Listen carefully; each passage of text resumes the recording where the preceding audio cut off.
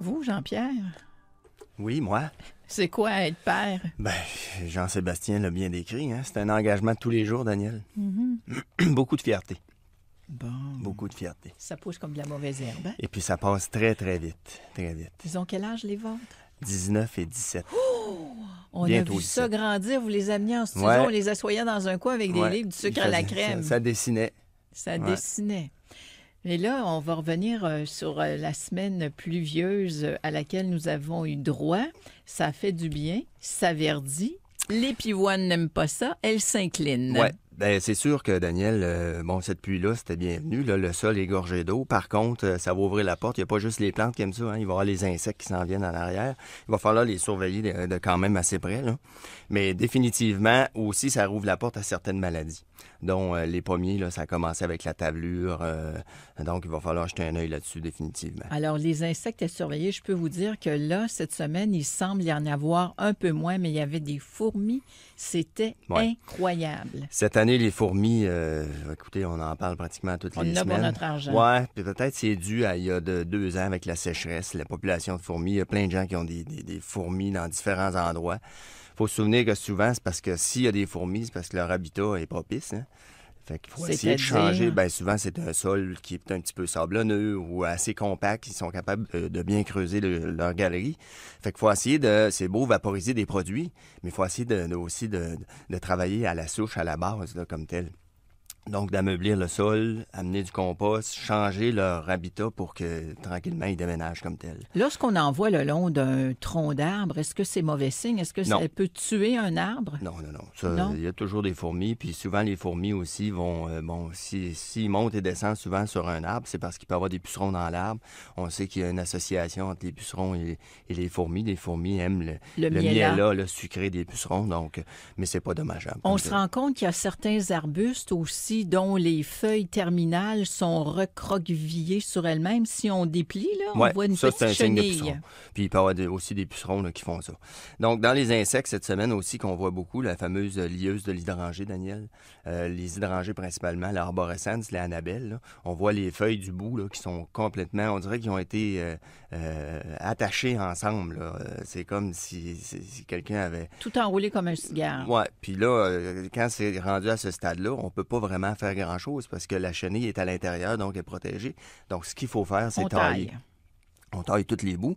Mais si on avait taillé au printemps, parce que les œufs de cet insecte-là hivernent sur l'écorce. Donc, si au printemps, on le dit souvent, les hydrangées annabelles, ils fleurissent sur le bois de l'année.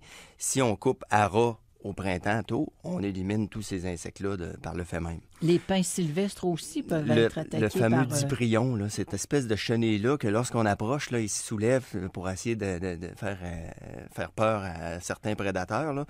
une Sur les pins. chenille. Ouais, Les souhaits, ça... Non, c'est une chenille avec une petite tête brune qui va vraiment là, à la pointe des aiguilles du pain sur les nouvelles pousses. Puis, difficile à voir, sauf que si on approche, là, vraiment, on dirait que tout se soulève. Ça fait vraiment... c'est assez spectaculaire.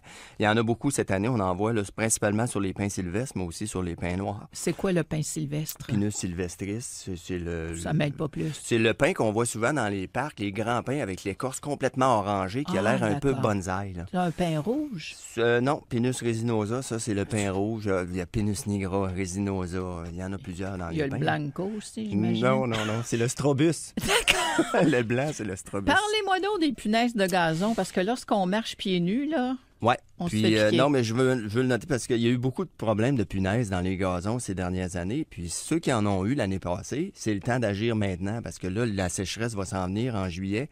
Donc, si on fait pas de traitement maintenant, quand c'est le temps de voir les symptômes, on peut pas vraiment appliquer quoi que ce soit parce que 3 stades larvaires, puis le 3e stade larvaire est très difficile à lutter. Donc, à se départir. Donc, il faut vraiment le traiter là, maintenant, puis c'est la limite comme telle. Les fourmis, elles.